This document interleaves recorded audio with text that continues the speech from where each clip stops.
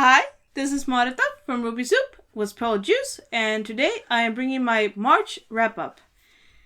So the month of March was super busy for me. I was rewriting and editing and doing the footnotes for my thesis and my master's degree, and it was so time-consuming and so stressful that it was very hard to get any kind of reading done.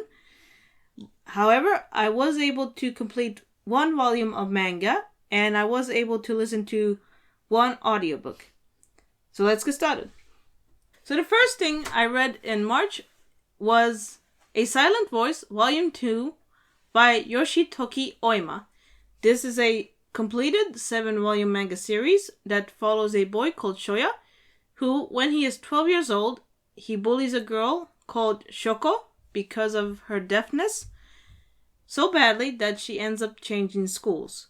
And then 5 years later, when Shoya himself has become ostracized and shunned by his classmates, he decides that he's going to try and find Shoko and tell her that he is sorry for his previous actions.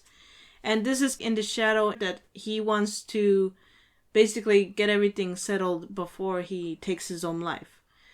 However, once he meets Shoko, then they start to become actual friends.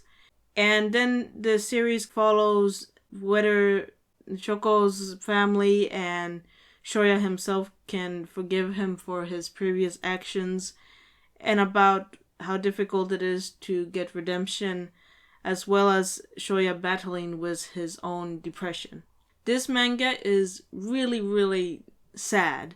I have actually even seen the anime that was made in 2016, and that one is also incredibly, incredibly sad. However, the way it takes up these themes of getting redemption and earning forgiveness and dealing with the past, it's really complex and multi-layered, and there are no easy answers.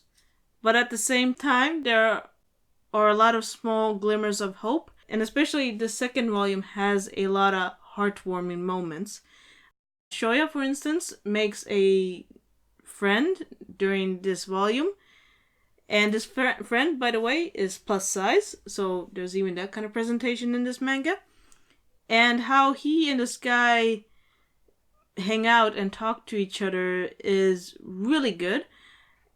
And there's a scene, for instance, where Shoya is asked something about what friendship is and whether or not Shoya should actually go and see Shoko. What the friend answers is so interesting and very, in fact, deep idea of friendship and about how to deal with these kinds of difficult situations. And I also kind of like that it's not only about whether or not Shoya can get forgiveness from other people, he also has to forgive himself. And I like that this manga, as well as the anime, the way it deals with depression is very unlike other depictions I've seen. Often in media, when depression is portrayed, then the idea is that, oh, well, if you are depressed, then it's just because one thing is going a little bit wrong, and once you fix that, then everything goes smoothly. This series averts that trope entirely. It actually shows that depression is an actual thing that people struggle with continually, and it's really difficult to overcome. And that is another aspect where this manga is incredibly honest compared to a lot of media that I have consumed. I am definitely going to try and finish the whole series, and I actually might, depending on what I feel about the other volumes, I might then end up doing a complete series review. And then the second thing that I read in March was I listened to the audiobook Swing Time by Sadie Smith.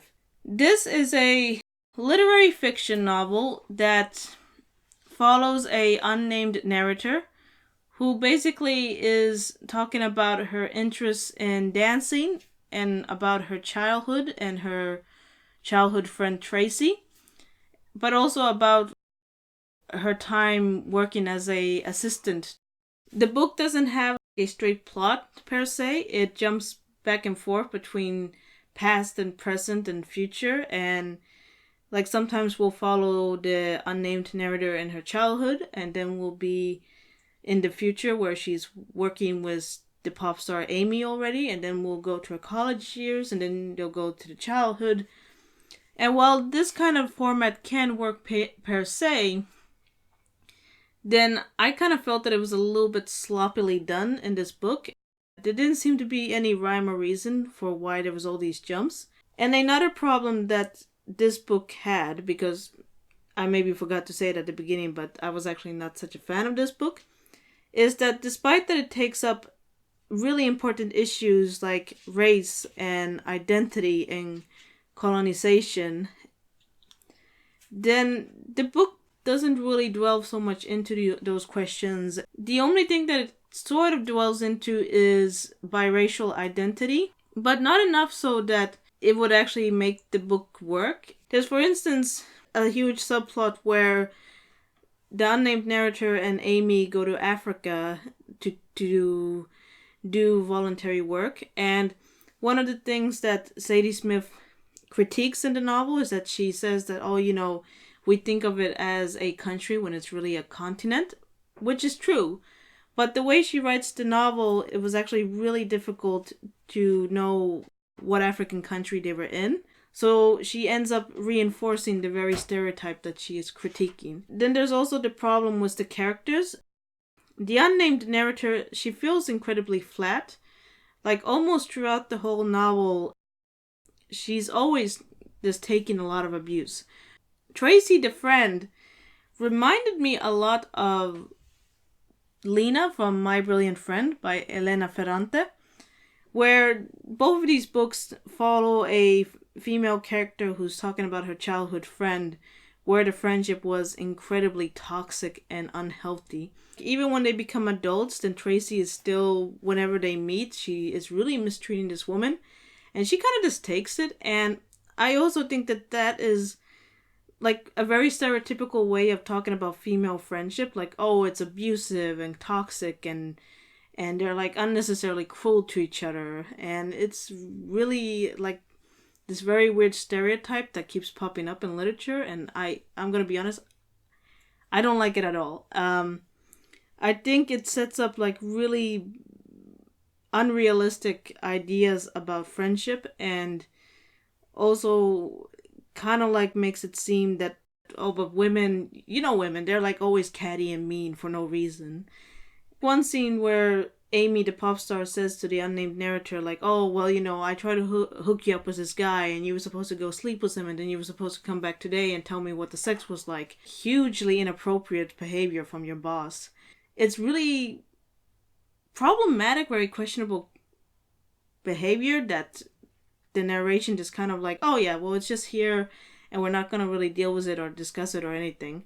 While it is true that a lot of things in life don't really get resolved, and a lot of problems kind of might not get addressed, it still might be an idea that if you're going to do that in your novel, then at least like be clever about it, was that you can, for instance, get the reader to think about things. So, those were the two books that I read in March. What did you guys read in March? I would love to hear your thoughts. Comment down below. Let's get a discussion started. If you like this video, click the like button, subscribe, and I'll talk to you guys later. Bye-bye!